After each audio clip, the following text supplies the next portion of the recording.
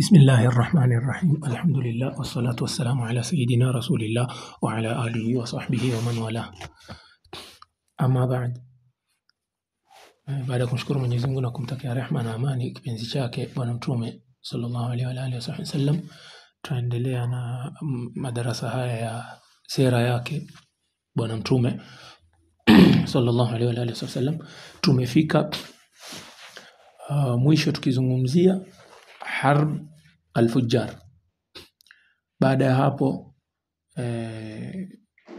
Bwana Mtume sallallahu alaihi wa alihi wasallam alipofika miaka 25 alisafiri tena kwenda Sham. Sasa safari ya pili ya kwenda Sham sallallahu alaihi wa alihi wasallam, alienda chini ya biashara ya Sayyidatina Khadija.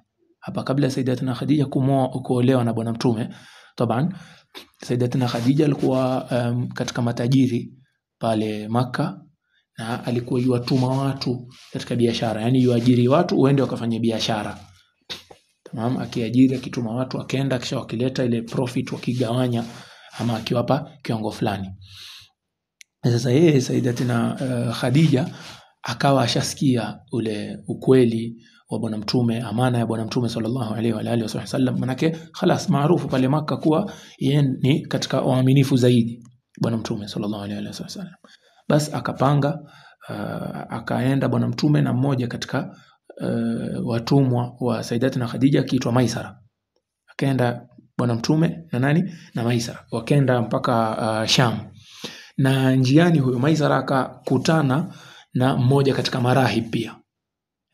Na yule rahib ikawa yamuuliza huyu mtu nani, atoka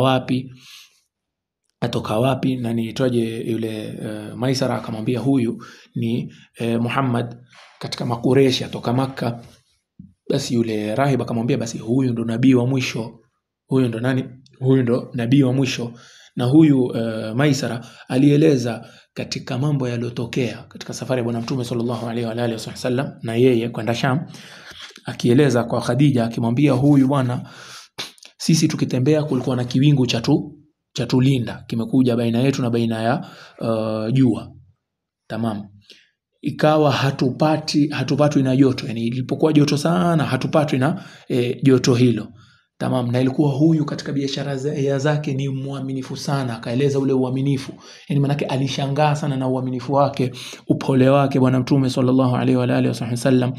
Zile mambo ya kushangaza aliyoyaona, ni mtu hana kudanganya, ni mtu yuauza kwa upole, na baraka ilo zilizodhihirika ni kuwa alipata faida zaidi ya watu wengine, ingawa hauzi kwa kudanganya wala kwa hila na nini, lakini faida aliyopata yeye Bwana Mtume sallallahu alaihi wasallam ilikuwa maradufu, yani ilikuwa mara nyingi ukilinganisha na faida zingine. Alipomueleza huyu Maisara, alipomueleza Sayyidatina Khadija kuhusiana yani mambo kama haya, Sayyidatina Khadija akafurahi sana mpaka akatamani kumuoa, yani atakatamani kuwa Bwana Mtume sallallahu alaihi wa alihi wasallam amuoe yeye. Tamam, na tukumbuke kuwa wakati huo Sayyidatina Khadija kama tulivyosema alikuwa katika yani matajiri wa Makka, na alikuwa mbora wa wanawake pale Makka, yani kinasaba, katika Makureshi nasaba yake iko juu, ana pesa na alikuwa pia ana uzuri wa sura, mpaka ikawa watu wengi pale Makka washataka kumuoa Sayyidatina Khadija, lakini hakuridhia. Watu wengi sana wameitisha, kwa maana alikuwa ashaolewa. Katika riwaya zilizo sahihi zaidi ni kuwa alikuwa ashaolewa mara mbili. Moja katika ume zake akiitwa Abi Hala, maarufu akiitwa Aba Hala. Sasa yeye Sayyidatina Khadija khalas akawa hataki kuolewa, lakini alipoona hizi sifa kwa Bwana Mtume sallallahu alaihi wa alihi wasallam akamtuma mmoja katika marafiki zake wamzungumzishe. Na alokuja kumzungumzisha Bwana Mtume sallallahu alaihi wa alihi wasallam, yani kumwambia kuwa aweza kumwoa Sayyidatina Khadija, Bwana Mtume akamwambia mimi mwenyewe sina kitu, lakini yule mwanamke akamwambia, je, ikiwa yeye mwenyewe Sayyidatina Khadija ataridhia utasemaje? Ndio Bwana Mtume sallallahu alaihi wa alihi wasallam alipotajiwa hivi akaenda kazungumza na maami zake, akaenda kazungumza na Saidina Hamza, akazungumza na Abu Talib, akawaeleza na wao wakakubaliana naye, wakasema kweli huyu ni mwanamke mwenye sharaf, mwenye nasaba nzuri, mwenye tabia nzuri, mwenye pesa, mwenye uzuri wa sura. Kwa hivyo wakamuunga mkono, akaenda naye Saidina Hamza na Abu Talib. Wakaenda naye na Abu Talib, ndo akatoa ile khutba ya kuoa. Na khutba iko katika vitabu vya sira, vingine katika vitabu vya hadithi, khutba mashuhuri mpaka juzi ya maneno, pati ya maneno, akisema thumma inna ibn akhi hadha Muhammad ibn Abdullah la yuzanu bihi ahadun illa rajah. Yani huyu mtoto wa ndugu yangu Muhammad bin Abdullah akija akipimwa na mtu yoyote na mwanamume yoyote, yeye bwana Mtume sallallahu alaihi wa sallam atakuwa yeye ndo mbora. Yani hakuna mbora kama yeye, hakuna mbora wake huyu bwana Mtume sallallahu alaihi wa sallam. Na kama mnavyojua ubora si kwa mali, kwa maana maneno ya Abu Talib akisema kuwa alikuwa hana mali kipesa, yeye hana mali mingi, lakini kama tunavyojua mali ni kama shadow, mali ni kama kivuli, kinakuja na kikiondoka, lakini akhlaqi zake, uaminifu wake hakuna kama yeye. Na yeye ametuma posa, ama hii ni posa kutoka kwake kwa Sayyidatina Khadija, na akataja kiwango cha mahari, na inshallah tutataja, maana itwaje kuna khilafu baina wanazuoni wa sira. Wengine wameeleza kuwa ilikuwa 12 augia min adh-dhahab. Hiki ni kipimo, yani kipimo fulani cha dhahabu, ugia 12. Na wengine wasema alitoa ngamia kama 20. Tamam. Almuhim ni kuwa akataja ile khilafu, na wazazi wa Khadija, wale maami zake, wakakubali, na ndoa ikafanywa. Na bwana Mtume sallallahu alaihi wa sallam akimoa alikuwa na miaka 25, na yeye Sayyidatina Khadija katika riwaya alikuwa na miaka 40. Lakini kuna riwaya nyingine ambayo si mashuhuri sana, ni kuwa alikuwa na miaka 28, kuwa Sayyidatina Khadija alikuwa na miaka 28. Naam. Lakini riwaya hii ya kuwa alikuwa miaka 40 ndo riwaya ilo itwaje mashuhuri zaidi. Na yeye bwana Mtume akaishi naye Sayyidatina Khadija miaka 25. Kutoka yeye bwana Mtume akiwa na miaka 25 akaishi na Sayyidatina Khadija kwa miaka 25, na yasemekana la aliishi naye kwa miaka 23 au 22. Yani mpaka bwana Mtume akifika miaka 50 bado alikuwa na nani? Na Sayyidatina Khadija.